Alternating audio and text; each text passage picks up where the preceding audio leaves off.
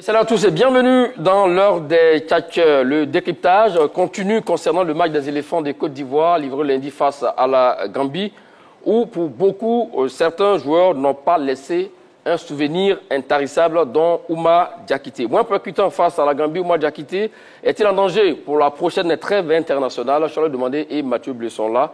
Salut à vous messieurs. Salut Magat. Oui, salut Magat. Comment allez-vous? Ça va bien dans l'ensemble.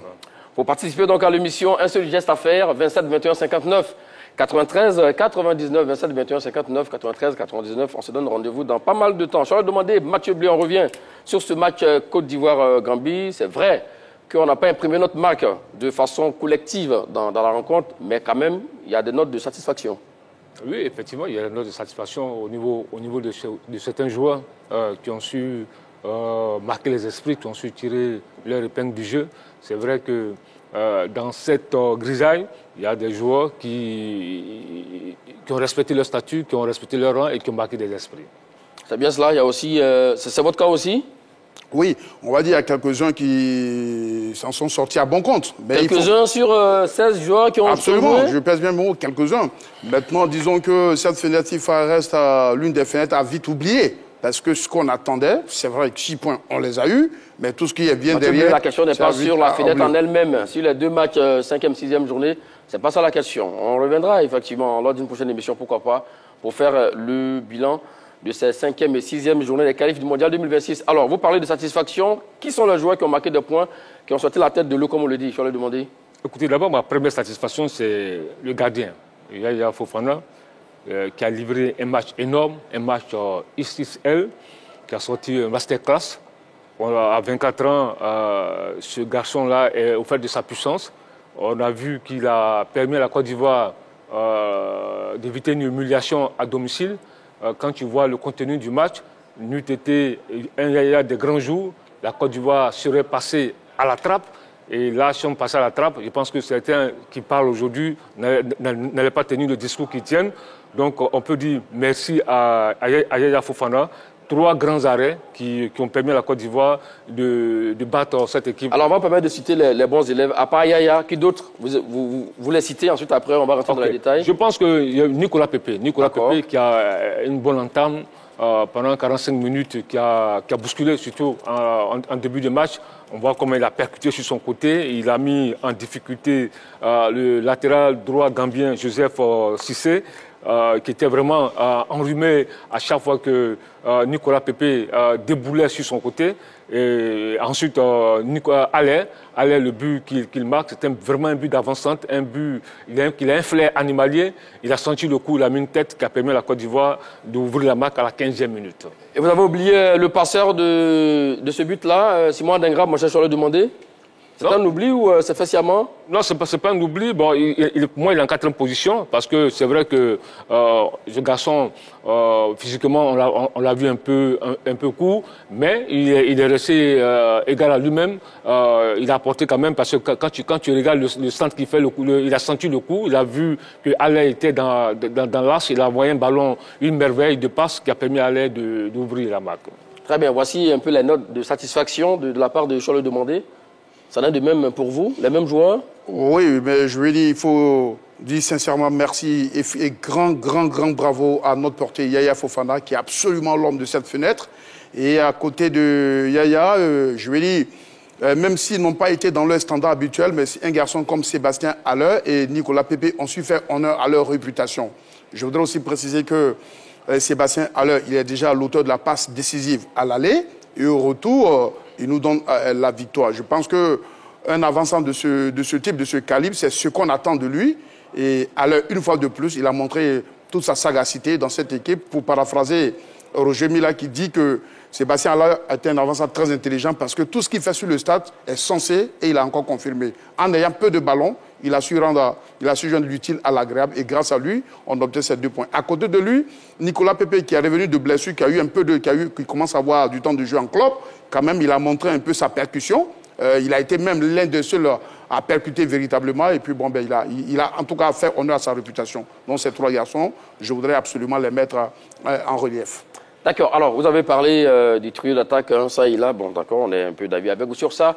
Mais évoquons quand même hein, l'infranchissable gardien Yaya Fofana qui est devenu donc une véritable muraille. Mon cher, je vais le demander. Vous parlez effectivement de ses arrêts. Il y a plus de 5 à 6 arrêts dans cette rencontre. 51e minute de jeu, 57e, 71e, 82e, 83e, 90e minute de jeu. Ça fait plus de 6 arrêts. Sans lui, on ne serait pas en train de parler d'une victoire de la Côte d'Ivoire aujourd'hui. Oui, absolument. Il était d'un grand jour. C'est pourquoi je dis qu'il faut ceux qui racontent autre chose doivent revenir sur terre. Parce que si tu vois que ce gardien-là, s'il n'avait pas fait ces arrêts-là, on serait humilié. Quand vous dites revenir sur terre, n'est-ce pas qu'il a fait partie donc des joueurs convoqués? Il fait partie des joueurs convoqués. Oui. Mais il pouvait ne pas réaliser ces arrêts-là.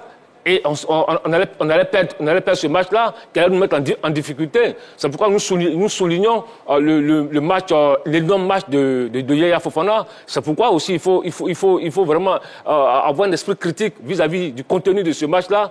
Voilà ce que je suis en train de dire. Donc il faut vraiment faire attention. On a vu Yaya d'un grand jour. Est-ce que si on continue de produire un tel jeu, est-ce que Yaya sera toujours aussi décisif dans tous les matchs? C'est la question qu'on se pose. Maintenant, bravo à Yaya. Il a fait un énorme match qui a permis à la Côte d'Ivoire de récolter les 6 points.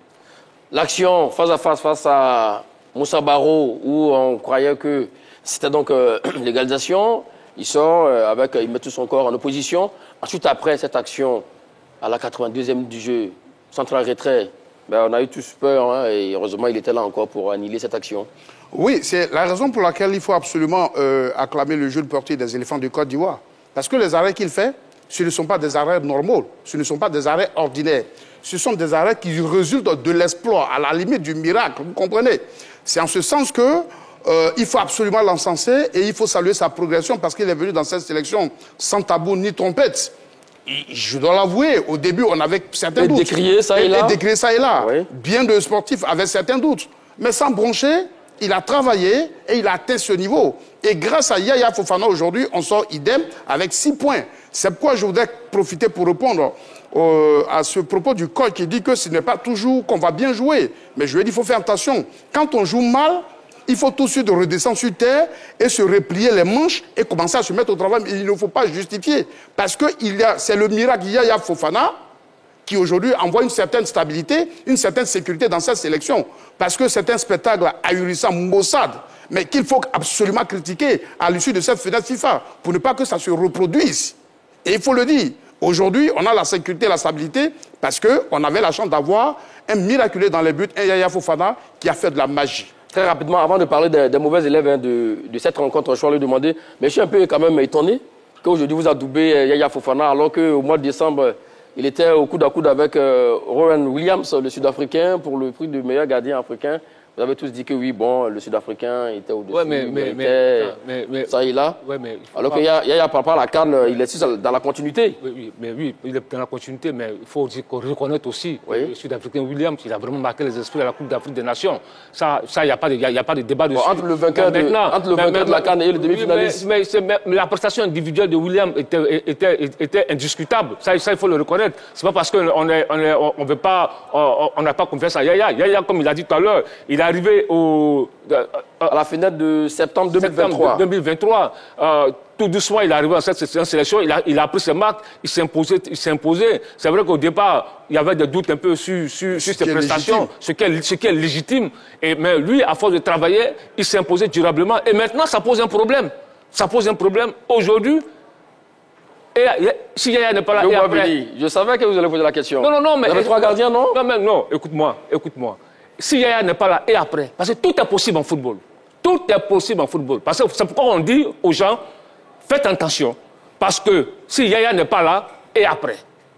D'accord. Alors là, ce sont donc là les notes de satisfaction, dont un 11 sur 10. Il y a envie de dire. Pour Yaya Fofana, tellement elle a été énormissime. Alors, il y a tout de même quand même des déceptions. Oui. En tout cas, il y a des déceptions. C'est vrai qu'il y a des gens sur lesquels je ne porterai pas un regard parce qu'ils n'ont ni été chaud ni froid. Au niveau des déceptions, moi, par exemple, je note Wilfried Singo, Evan Nguessan, en dépit du but qu'il a marqué, et évidemment, Oumar Diakité qui est sur une pente descendante, mais malgré cela, il a été sélectionné. Donc voici ce que moi j'ai coché comme les joueurs ayant été les moins performants lors de cette fenêtre FIFA. Et vous, qu'en dites-vous? Oh, moi, mais, Au niveau des déceptions? Les déceptions, je vois Hassan Kamara et Akwa Clément. Parce que sur le côté gauche, on a vu Hassan Kamara, honnêtement, sur ces deux matchs-là, il n'a pas marqué les esprits. On sent une volonté, mais ce garçon a besoin de travailler encore. Il manque de justesse technique, il manque de précision dans ses passes. C'est vrai qu'il a beaucoup d'envie, on le sent déterminé, mais ça ne suffit pas à ce niveau-là. À ce niveau-là, il faut avoir d'autres qualités. Ce que vous ne semblez pas dire, est-ce que vous voulez dire que Hassan Kamara n'a pas le niveau pour l'équipe nationale de Côte d'Ivoire? Parce que c'est ce qui se raconte. C'est pas ce que je dis. Je dis que sur ces deux matchs, il n'a pas pu imprimer sa marque. Maintenant, avoir le niveau, ça c'est un autre. D'accord. Et il y a quoi Clément? Akwa Clément, oui. Bon, d'abord, il est rentré contre le Burundi. Il n'a pas été énorme. Ensuite, contre la Gambie, dans la fournaise du Stade Houphouët-Boigny, ça n'a pas été facile pour lui. C'est un jeune joueur. Je pense que il est en train de... il était à ses débuts dans un contexte comme le Stade Houphouët-Boigny. On ne va pas le brûler. Mais sur ce match-là, je dis qu'il n'a pas été bon. D'accord, qu'il n'a pas été bon. Et ça, c'est là aussi le problème. Lorsque vous appelez deux latéraux, celui qui est titulaire n'a pas été performant, il sort, celui qui rentre aussi ne fait pas aussi mieux. C'est un problème pour le sélectionneur. Évidemment que c'est un problème, mais de toute façon, ça reste un peu le choix de lui au niveau de ceux qui ont été moins performants. Mais évidemment, il est avéré que... Ah, vous n'avez pas d'avis avec lui sur ça? Non, pas du tout. Parce que moi, sincèrement, déjà pour le jeune Akwa Clément, oui. À lui, je peux accorder des circonstances atténuantes. Parce que n'oublions pas qu'il fait partie de la sélection U23 qui vient de connaître une ascension. À mon avis, les quelques minutes qu'il a passées sur l'aire de jeu au Maroc, s'il est vrai que ce n'était pas éblouissant, mais je pense qu'il a tiré son épingle de jeu. C'est vrai, face au physique impressionnant des Gambiens, il a éprouvé quelques difficultés. Moi, personnellement, si je devais le noter, je dirais moyenne. Maintenant, Hassan m'a fait rêver, j'avoue, au Maroc. Mais rappelez-vous que lors du match face au Burundi au Maroc, il avait pris un coup, il avait été réellement rudoyé. Est-ce que cela n'a pas impacté ça? Cela n'a pas impacté face au Burundi, hein, qui est une équipe de moins de calibre que la Gambie. Je suis d'accord. Mais n'oubliez pas que les Africains de l'Afrique australe et la Gambie et les Gambiens, ça reste des monstres physiques. Peu importe le niveau technique, mais physiquement, croyez-moi, ce n'est pas un plat de 1er janvier, vous comprenez? Et je pense que Hassan Kamara l'a appris à ses dépens, à mon avis. Cela a un tout petit peu, parce que depuis que Hassan est en sélection, pour ma part, c'est l'une des deux prestations. Et là, face au Burundi, son 10e match, voilà. Et face à la Gambie, son 11e match. Je pense que ces matchs commencent à ressembler un peu à ce qu'on devrait produire, même si... on ne peut pas s'en satisfaire. Je pense qu'il s'est battu pour tirer son épingle de jeu. Mais attends, mais maintenant, quand tu dis qu'il était face à des monstres physiques, mais à la CAN, il sera face à des monstres physiques à la Coupe du Monde. S'il part, ce sera encore plus grave encore physiquement. Donc déjà, si face au Burundi et à la Gambie, tu n'arrives pas à tirer ton épingle du jeu en termes d'impact, en termes de solidité, on va se poser des questions. Voilà. Mais chaque match aussi a sa réalité, hein, mon cher. Oui, justement, mais on parle de ces deux matchs-là. Alors, il a parlé d'Evan Guessant, qui a été buteur au match aller, au match retour également, qui était remplaçant, qui est rentré, qui n'a pas su donner le meilleur de lui-même. Ça, c'est long. Les avis sont partagés là-dessus. Oui, parce que c'est moi qui dis que, pour moi, Evan a été moins performant. Sincèrement, de ces deux matchs, le seul fait caractéristique, c'est l'offrande que lui fait à l'heure qui capitalise. Sorti ce but, il nous a servi, c'est qu'il nous a toujours servi, qui souvent, que le public sportif a décrit, y compris moi. Parce que j'ai beaucoup aimé l'intervention de Gervinho concernant un peu Evan Guessant. On lui a posé la question et il a répondu en disant ceci. Il dit, je ne le suis pas trop en club. Mais s'il marque 10 buts et qu'on l'appelle à la sélection, c'est qu'il a forcément des qualités. Mais je voudrais dire que jouer en Afrique est absolument différent de ce qui se passe en Europe. Et je pense que Evan est en train de l'apprendre à ses dépens. Parce que tout ce qui lui a été reproché le long de ses prestations précédentes, quand je sors le but, je n'ai pas vu d'amélioration. Même face à la Gambie, quand il rentre, aucune influence, aucune percussion. Donc, je me dis qu'on n'a pas bougé, on a fait du surplace, et de ce point de vue, il a intérêt, en tout cas au niveau de la sélection, à marquer des points, parce que pour le moment, ça reste le statu quo. Ça reste le statu quo. Et parmi donc vos déceptions, vous avez cité Ouma Diakité, qui selon vous n'a pas connu une entrée donc convaincante. Et c'est l'avis également de beaucoup d'observateurs ivoiriens, ce qui nous amène à nous interroger. Moins percutant face à la Gambie, Ouma Diakité est-il en danger pour la prochaine fenêtre internationale? Je leur demander, quelle est votre réponse? Non, je dis qu'il n'est pas en danger. Pour moi, il n'est pas en danger. Voilà. Mathieu Blé? Oh non, vous avez dit qu'il n'est pas en danger, qu'il ne faisait pas des moins performants. Des moins performants. Je pense qu'il est en danger. Oui, parce que depuis sa première sélection le 9 septembre face aux Lesotho, c'est vrai qu'on lui reprochait un certain nombre de choses, mais il a su un tout petit peu s'améliorer et il a affiché certaines fraîcheurs et il était devenu un joker de luxe. Malheureusement, depuis un certain moment, il a bien commencé la saison. Après, il a fait 12 matchs sans être décisif. Et après, il s'est retrouvé, on va dire, sur le banc de touche. Mais comme si ce fait ne suffisait pas, il a été appelé en sélection. Ce jeune, pour ce qu'il a apporté à la Côte d'Ivoire, il peut toujours être utile à la sélection. Mais quand un joueur de football est dans une mauvaise passe, la meilleure façon de l'aider à revenir, c'est de le laisser se retrouver en club, retrouver une certaine aération pour qu'il vienne en sélection avec une certaine fraîcheur, avec une envie. Mais quand on finit par l'imposer, parce que quand on a vu... Ah, vous voulez dire que Ouma Diakité a été imposé finalement, par qui? Oui, par le coach national. Parce que pour moi, cette fenêtre... C'est ce que vous dites, mon cher Mathieu Blé. Bravo pas, ça reste mon point de vue et mon avis. Parce qu'au regard de tout ce que j'ai ressassé comme argument, pour moi, Ouma, on devrait le laisser à la faveur de cette fenêtre pour que le garçon se recrée en club. On l'a envoyé. Mais lorsqu'il est rentré face à la Gambie, vous, Maguette, en tant que spécialiste modérateur, dites-moi son seul fait quand il est rentré. C'est pas vous qui posez la question, mon cher Mathieu Blé. D'accord, mais je voulais simplement dire que, contrairement à ses habitudes, où quand il rentre, il apporte, ça a été du zéro. Et donc, comme il est rentré, il a fait 22 minutes, il n'a pas apporté quoi que ça soit fini, il faut brûler le garçon. Non, je ne le brûle pas, mais non sans oublier son passif en club qui n'était pas en sa faveur. Donc, quand j'additionne ces deux facteurs, je me dis, en me basant sur l'actualité, sur le présent, il n'est pas dans une bonne pente. Après le futur, personne n'est marabout ici, ou encore moins un divin pour le deviner. Donc nous parlons sur la base de ce qui est factuel. Et sur ces faits, absolument, comme bien d'autres qui n'ont pas été sélectionnés, Ouma aujourd'hui, il est en danger. Mais je pense que c'est vraiment trop facile de tenir de tels propos. Ouma, il a disputé, il n'a pas joué contre le Burundi. Non, il n'a pas joué contre le Burundi. Il n'a pas joué contre le Burundi. Oui. Donc on ne peut rien lui reprocher contre le Burundi. Il est rentré, il a joué 22 minutes contre la Gambie. Parce qu'il a raté 22 minutes contre la Gambie, on doit le jeter du navire. On doit le jeter du navire. Mais je suis vraiment désolé, monsieur Mathieu Blé. Monsieur, écoutez, tu parles du meilleur buteur ivoirien des éliminatoires de la CAN 2025. C'est le meilleur buteur des éliminatoires de la CAN 2025. Les éléphants ont inscrit 12 buts pour 3 encaissés. Crasso, meilleur buteur avec 3 buts. Diakité Ouma aussi, 3 buts. 3 buts également. Pepe Adengra, Bayo, Kessié, 2 buts. Agbadou, 1 but. Ce sont voilà les buteurs des éliminatoires de la CAN 2025. Et le meilleur buteur, parce qu'il a raté 22 minutes contre la Gambie, on doit le jeter dans la mer. Mais quand vous parlez de meilleur buteur des qualifs de la CAN. De la CAN, oui. D'accord. J'arrive. Des qualifs de la CAN. On termine, oui. Oui, donc, la chose, les éliminatoires ont préféré qu'en novembre. Exactement.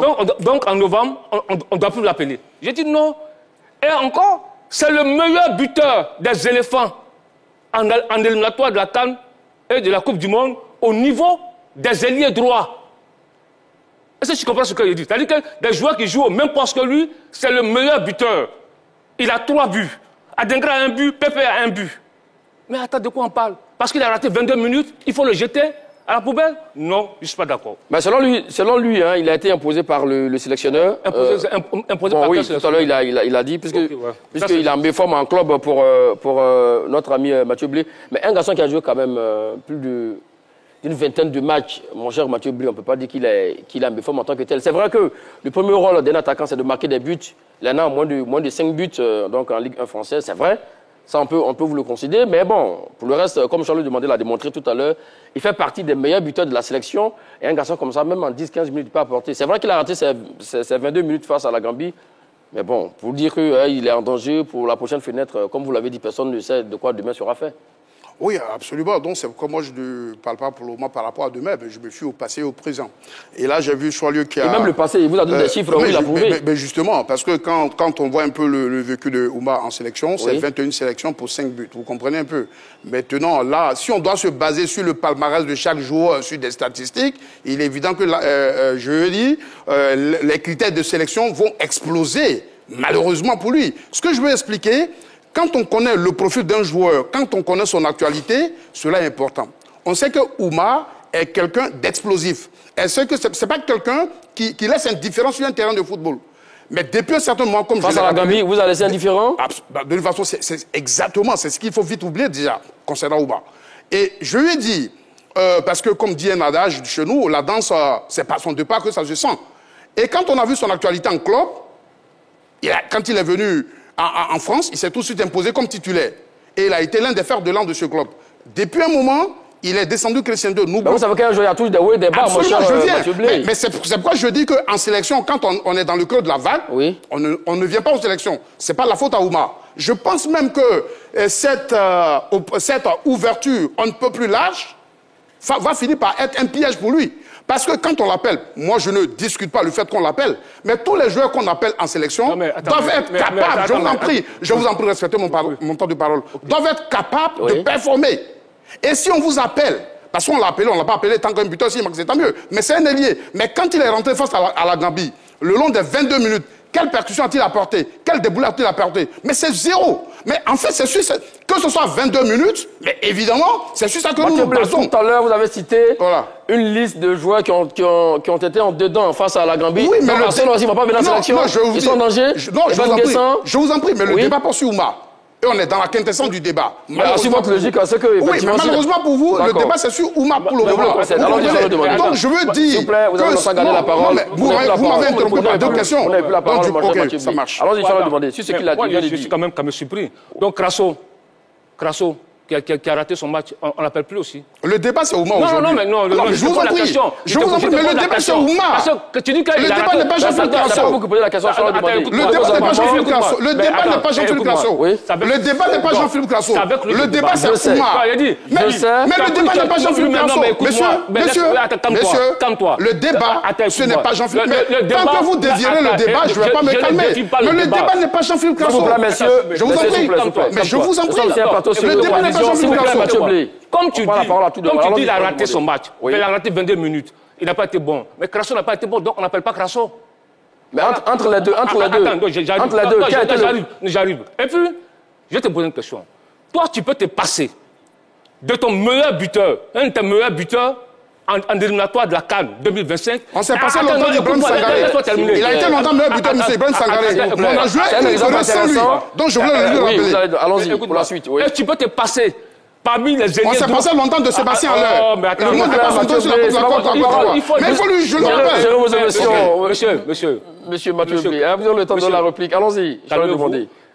C'est vous qui n'êtes pas calme. Parce qu'apparemment, si vous étiez calme, vous n'avez pas sorti. Vous n'êtes pas Monsieur Mathieu Blé, calmez-vous. Il y a longtemps que vous êtes arrivé sur ce plateau. J'espère que vous avez en direct perdu un peu les repères. Qu'est-ce qui a changé? Rien n'a changé. Allons-y. Bien au contraire, je vous ai suivi avec beaucoup de rire. Ok, calmez-vous. Donc, je dis, est-ce que tu peux te passer du meilleur buteur, ton meilleur buteur des éliminatoires de la CAN, de ton meilleur buteur sur le côté droit de tes ailiers? Ça, c'est un. Deuxièmement, je pense que quand tu dis qu'en club, si tu suis bien l'actualité de Reims, mais Reims, les prestations de Reims même est en difficulté. Vous voulez dire que Ouma Diakité a l'image de son club? Il a l'image, parce que Reims sont en difficulté. Mais vous confirmez ce que je dis. Mais écoute-moi. Donc tu ne peux pas, aujourd'hui Reims est quelième, 15e.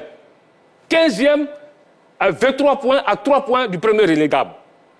Et puis, tu dis que je vais prendre des chiffres. Mais à longtemps, il parle. Reims Auxerre, le 9 mars, il était titulaire. Nous sommes en mars, hein. Le 9 mars, Reims a perdu 2-0 contre Auxerre, il était titulaire. Le 16 mars, Brest-Reims, il a débuté sur le banc, mais il a joué. Je reviens le 28 février, Monaco-Reims, 3-0. Il a débuté sur le banc, il a joué. En Coupe de France, Angers-Reims, c'est terminé au tir au but, 1-1.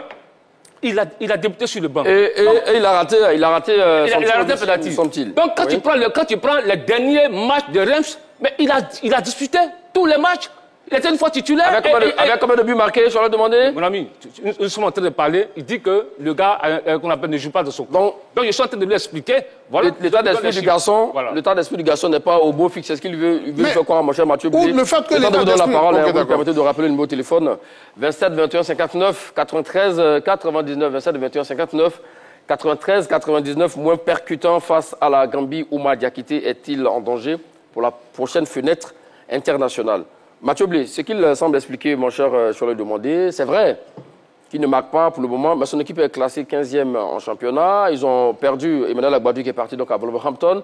Donc c'est une équipe qui est en plein doute également, qui emporte tout le monde, dont le garçon. Mais physiquement, peut-être qu'il est au point, mais mentalement... Je suis heureux que M. Soirio me fasse une exceptionnelle passe décisive. Non, c'est pas décisive. L'un dans l'autre. Au contraire. Attendez, laissez-moi parler. À quel niveau vous a-t-il fait une passe décisive? Son club est en dedans. Et le joueur, il n'est plus titulaire. Donc, il est en dedans. Donc, moi, je me dis, quand on a un jeune joueur qui apporte beaucoup à la sélection, lorsqu'il est en dedans, en club, autant le laisser se retrouver et le faire revenir en sélection dans de bonnes conditions. Parce qu'aujourd'hui, quoi qu'on dise, par rapport à sa jeunesse, il n'est pas encore suffisamment outillé. Parce que ce type de prestation en sélection, avec parfois l'hostilité du public sportif, peuvent entamer le garçon, peuvent finir par l'impacter. Vous comprenez? Parce qu'aujourd'hui, ce que je dis, je ne ferme pas la porte à Oumar. Mais quand je regarde... Mais laissez-moi finir ma phrase. Mais laissez-moi achever. Je suis en train de dire... Je veux dire par là que mon souhait n'est pas qu'il soit hors de la sélection. Mais la réalité qu'il a produite, c'est elle qui confirme le fait qu'il ne doit pas être en sélection. Parce qu'un ailier qui rentre dans un match 22 minutes, c'est beaucoup pour montrer beaucoup de choses. Malheureusement, en 22 minutes, il n'a rien montré. Et le jugement que nous portons ce matin, il n'est pas relatif à l'ensemble de sa carrière, mais il est relatif à cette fenêtre FIFA. Et pour ce que j'ai vu de lui, et par rapport à ce que je sais de lui, je dis qu'aujourd'hui, il est en pente descendante. Parce que n'eût été le fait que Nicolas Pepe était touché, ça m'étonnerait qu'on le sorte. Vous comprenez? C'est ce que j'explique. Maintenant, vous avez parlé de Jean-Philippe Crasso. Vous permettez 2 secondes. Rapidement. Mais Jean-Philippe Crasso, je ne sais pas quel est l'entêtement de l'encadrement technique à vouloir l'utiliser comme ailier. Parce qu'il a fait ses preuves en club comme attaquant en soutien, mais malheureusement, ici encore, on se borne à le positionner dans des positions où il s'en sort pas. Autant ne pas l'appeler. C'est ce que je voulais dire. C'est vrai que c'est pas le parce que je lui ai rappelé et il voulait absolument réagir. Donc, M. Diomandé, reconnaissons aujourd'hui que le garçon est en dedans et la meilleure manière de l'aider, c'est de le laisser se recréer en club et pour qu'il revienne. Mais à force de l'appeler quand ça va pas, on finit par le détruire. Et c'est ce à quoi on assiste en ce moment. Comment tu peux ne pas appeler ton meilleur buteur, un de tes meilleurs buteurs de ton équipe? C'est qui le meilleur buteur? Attends, non, mais écoute-moi. C'est qui le meilleur buteur? Écoute-moi. Le buteur et le fer de l'angle de l'attaque. Messieurs, on va ramener Sébastien Haller est venu. S'il vous plaît, messieurs, il a on va montré ramener ses le calme en qualités. plateau. Sans C'est demander. ça. Mathieu Blé, nous avons un appel. S'il vous plaît, messieurs, nous avons... 22 minutes, il a raté ça. Nous avons un appel, messieurs. Monsieur Soumaro Malik nous attend du côté de Yopougon. Ça va vous, monsieur Soumaro? Je vous appelle de Boaké. De Boaké, autant pour moi. D'accord. Vous savez, il y a beaucoup de brouillard, donc oui, j'ai pas eu le temps de prendre le nom de la ville, de la commune. Ça va vous, monsieur Soumaro, donc de Boaké. La question, moins percutant, face à la Gambie, Oumar Diakité est-il en danger pour la prochaine fenêtre internationale? Bien sûr, Oumar est en danger parce que quand tu vois Amad Diallo qui est en train de se relancer au niveau de Manchester United, pas mal de joueurs qui sont en train de se relancer sur ce poste-là. Donc je demande à Oumar Diallo d'être un peu plus exigeant sur son jeu, puis être lucide un peu, parce que là, on a vu un Oumar Diakité qui n'a pas été lucide dès son rentrée. Il a essayé d'aller un peu plus de l'avant. Donc, au lieu de construire le jeu, aller de l'avant, il a voulu faire individualité, mais ça n'a pas marché. Un contre un qu'il a eu à faire, bon, on a vu, ça n'a pas marché. Donc, je demande à lui, il y a plein de jeunes talents qui sont dans le club, qui tapent à la porte. Donc, c'est à lui de montrer qu'il maîtrise ce côté-là et des jeunes joueurs atteints. Parce que là, c'est que je suis en train de dire, on veut se baser sur les critères des pays, mais normalement, comment on appelle, Oumar Diakité est en danger, parce que là, il n'est pas trop performant. La stratégie que Diomandé donne, je pense que c'est pas bon de prendre ça pour venir en équipe nationale, parce que Oumar Diakité n'a pas encore fait des passes décisives. On l'utilise comme attaquant de pointe en Nice, en reste, si je ne me trompe pas. Donc, je pense que Oumar Diakité doit travailler sur son côté là pour pouvoir revenir en force. Et je termine pour dire, Faye Metz, à un moment donné, il a voulu jouer avec Oumar Diakité, attaquant de pointe. Or, nous, on a décliné ça, on a dit qu'il ne faudrait pas le faire parce que ça risque de détruire ces jeunes hommes-là. Donc voilà, c'est les résultats qui tombent aujourd'hui. Là, tout ça reflète des doutes. Aujourd'hui, il n'est plus lucide. Il va falloir travailler encore pour revenir comme Oumar Diakité qu'on a connu. Donc merci beaucoup et bonne journée à vous. Merci à vous, monsieur Soumaoro, Malik. Mais ce qu'il faut savoir, c'est qu'Oumar Diakité, c'est 27 matchs cette saison avec l'équipe de Reims, dont 1749 temps de jeu dans le rythme. Je pense qu'il a. C'est vrai que pour le moment, ses côtés efficacité devant le but. Maintenant, là où il parle, Mathieu Blé, il parle de ces 22 minutes lorsqu'il est rentré face à la Gambie, n'a pas été percutant. Mais là où peut-être je suis un peu d'avis avec vous, c'est que collectivement, l'équipe était déjà en souffrance. Donc, une seule hirondelle, le rentrer là. Mais justement, c'est vrai que l'équipe était en souffrance. Oui. Il pouvait quand même aussi, lui aussi, apporter un plus. Mais oui. S'il n'a pas fait, c'est pas encore de 22 minutes qu'on va le jeter. Ça, c'est un. Deuxièmement, soyons réalistes. Arrêtons d'être émotifs. Sur les côtés, le côté droit dont on parle, quels sont ses concurrents? Pépé, Amad Diallo, et puis, comme on appelle... Adingra. Adingra, lui, la gauche. D'accord. Bon, voilà, mais je parle du côté droit. Côté droit. Pépé, Amad Diallo. Amad Diallo, aujourd'hui, il est touché. Maintenant, si on me dit non, est-ce qu'il est en danger pour être titulaire en équipe, sur ce côté-là, là, la question peut se poser. Mais pour dire qu'il est en danger... De la liste. Attends, on ne doit même pas l'appeler pour la fenêtre, la prochaine fenêtre. Je dis non. Maintenant, si c'est pour être titulaire, ça, je peux dire oui, il est en danger. Mais pour ne pas l'appeler, parce que tu dis que tu ne l'appelles pas. Pépé, si Pépé se blesse, tu fais comment? Ah, Amad n'est pas là. Tu mets qui là? Je ne suis pas pour l'appeler que vous allez blesser quand même Pépé. D'accord, il va demander à vous écouter. À vous écouter, vous parlez de Pépé Amad Diallo, ça fait déjà 2 ailiers sur le côté gauche. Plus Oumar Diakité, ça fait 3. Et vous savez que généralement, il prend 2 ailiers. Mais justement, quand nous revenons à vous pour la suite de vos arguments, nous allons prendre l'avis de M. Konaté Fousseni, qui nous attend du côté de Daloa. Salut, M. Konaté. Allô, bonjour, monsieur. Comment allez-vous à Daloa? Oui, ça va très bien, ça va. Très bien, merci d'être des nôtres. Moins percutant face à la Gambie. Oui. Oumar Diakité est-il en danger pour la prochaine fenêtre internationale? Bon, moi, je ne pense pas du tout. Quand on a écouté M. Saliou, il a tout dit. Les stars sont là, ça parle d'eux-mêmes. Et non seulement ça, quand on parle de son club ensuite, l'intervention de son club, s'il n'est pas titulaire, il est au moins, non seulement il est sur la liste de match, et il rentre après. C'est-à-dire qu'il est très important dans le jeu. Donc, on ne peut pas dire parce qu'il a joué 24 minutes et qu'il n'a pas donné ce qu'il fallait et qu'on ne peut pas l'appeler. C'est pas normal. Il faut qu'on soit logique. Et on sait ce dont il est capable de faire encore de plus. Donc je pense qu'à mon avis, il n'est même pas menacé du tout. D'accord. Pour vous, M. Konaté, Oumar Diakité n'est pas en danger. Il a juste raté un match et ça peut arriver à n'importe quel joueur. Oui. Ce sont les ténors de l'attaque de Côte d'Ivoire, donc on ne peut pas les mettre. Merci beaucoup, M. Konaté. 27, 21, 59, 93, 99. Qu'est-ce que vous reprochez tant à la prestation d'Oumar Diakité face à la Gambie pour les 22 minutes, mon cher Mathieu Blé? Non, pour les 22 minutes, sportivement parlant, il n'a rien apporté.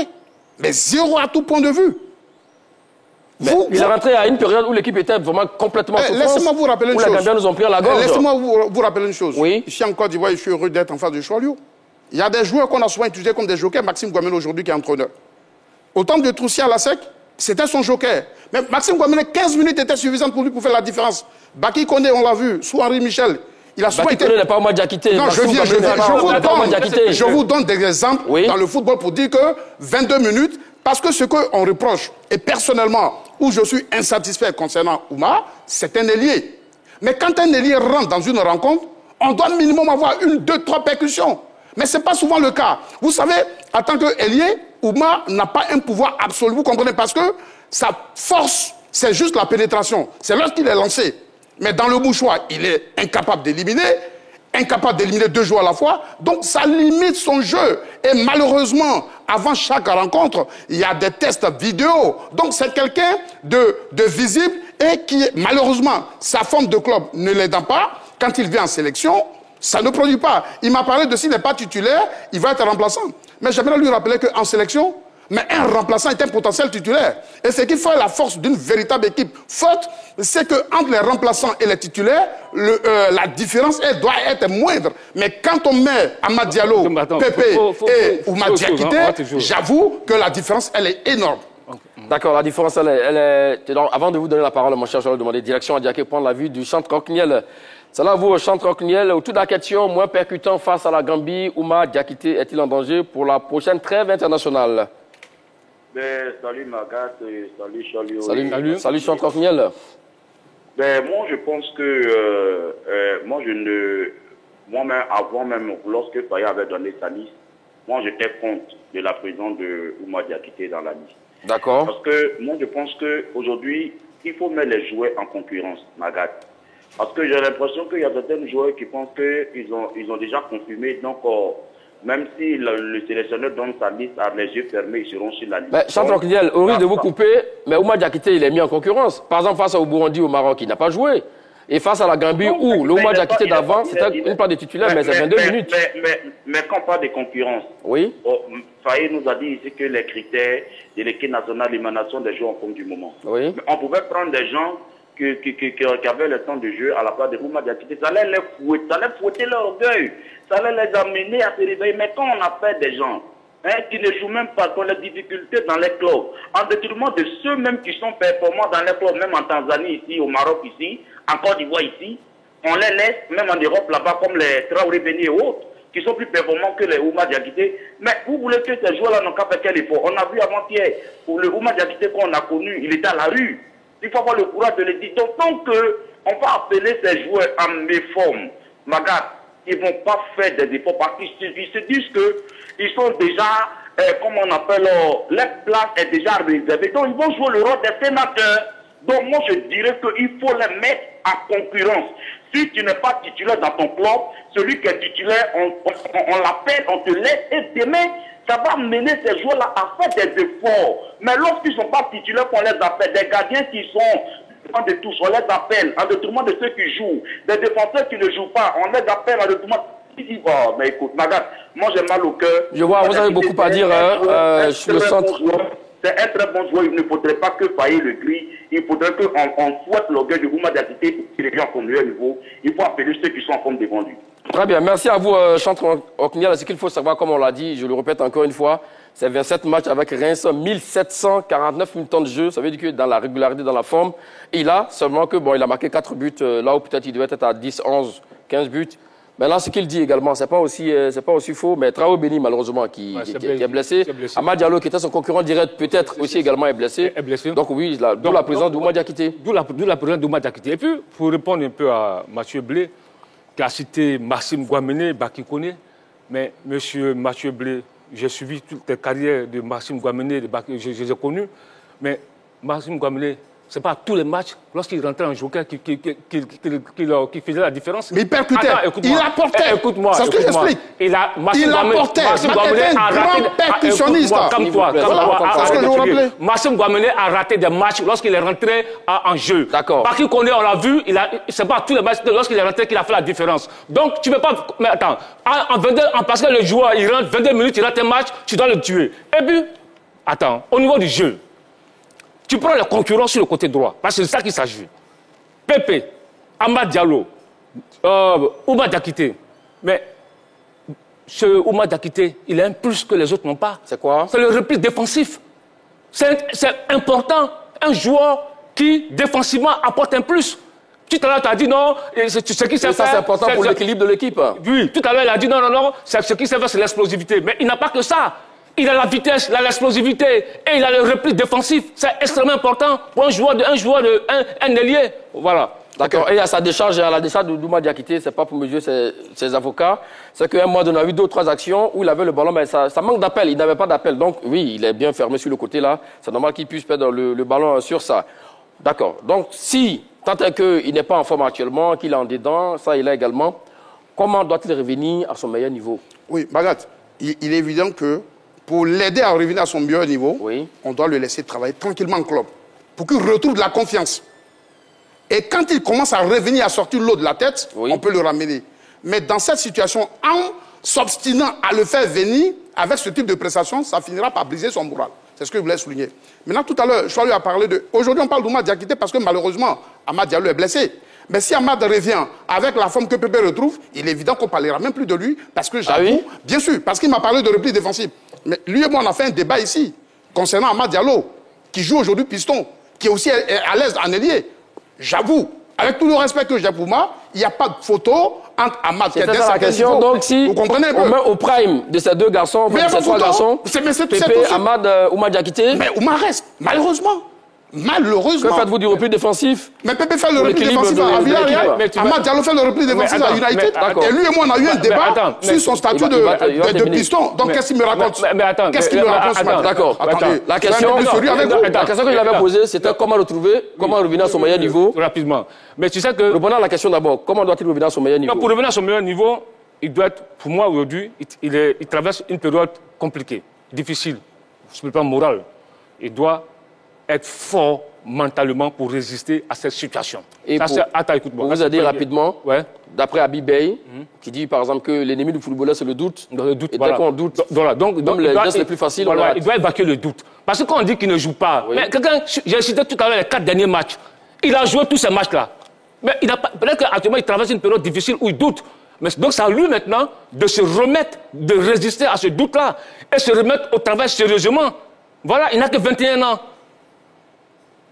Le chemin est encore long, qu'il oublie la canne, qu'il revienne sur terre, qu'il se mette au travail, c'est tout. C'est pourquoi on conseille de le laisser en club. Pourquoi le laisser en club? Pourquoi le laisser en club? Quelqu'un qui joue régulièrement en club, qui marque des buts. Il a parlé de doute, le monsieur. Il a parlé de doute, le monsieur. Oui. Mais la meilleure manière de vaincre le doute, c'est de laisser Oumar en club pour qu'il se retrouve. Vous comprenez? Parce que le passage qu'il a fait hier, avant-hier au stade de Vote-Boigny, c'est l'un des chouchous. Mais le public lui a donné d'eau. Le public l'a réclamé d'ailleurs. Le public l'a réclamé, oui. Mais après on a vu la réaction. Je dis, il y a des manières de tuer un footballeur, et l'une de ces manières, c'est ce qu'on est en train de faire avec le garçon dont la Côte d'Ivoire a besoin. Quand nous disons ce matin, il faut le laisser, ce n'est pas parce que nous sommes contre lui, mais il faut le laisser évacuer, revenir le plus naturellement possible. C'est ce que nous concerne, M. Diomandé. Très bien. Monsieur gardez la main, mon cher Mathieu Blé, pour les 30 secondes au Japon. Allons-y. Non, je dis, pour exactement reprendre mon propos, aujourd'hui, le coach avait donné des critères que nous avions tous salués. Oumar n'est pas dans une bonne passe en club. La meilleure façon d'aider le garçon, c'est de parler avec lui dire, garçon, reviens, fais-toi plaisir en club. Quand tu vas sortir la tête de l'eau, tu reviendras en sélection avec ce que tu as apporté. Mais à vouloir l'imposer pour l'imposer, je pense qu'on est en train de le tuer. Et c'est ce qui est dangereux. Très bien. Charles demandé? Non, mais moi je pense que pour moi il n'est pas en danger. Parce que c'est vrai qu'il est entré, il a ajouté 22 minutes face à la Gambie. Ce n'est pas à cause de 22 minutes qu'il faut le jeter à la mer. Il a beaucoup de qualités. Il traverse une période difficile à l'image de son club. Sinon, il joue les 4 derniers matchs d'Oumar en championnat en France. Il a joué, il a été une fois titulaire, il est rentré en cours de jeu. Donc pour moi, c'est le meilleur buteur des éliminatoires de la CAN. C'est le meilleur buteur des ailiers droits de l'équipe nationale de Côte d'Ivoire. Ça s'arrête à ça. 30 secondes pile poil à moins percutant face à la Gambie. Oumar Diakité est-il en danger pour la prochaine trêve internationale? Voici le résultat du sondage. Oui pour 79% et non pour 21%. C'est vrai hein, que le garçon n'a pu donner le meilleur de lui-même durant donc ces 22 minutes, mais ne le brûlons pas. C'est comme le couteau qui vous blesse et que vous rangez, car demain, il pourra donc vous servir. Sur ce, c'est ici qu'on s'arrête pour aujourd'hui. Parcourez la page Facebook de la 3 et nous dire entre Charles Demandé et Mathieu Blé qui a été donc le plus convaincant. Merci à vous, Charles Demandé. Merci à vous, Mathieu Blé. Merci à tous et à toutes de nous avoir suivis. Allez, salut.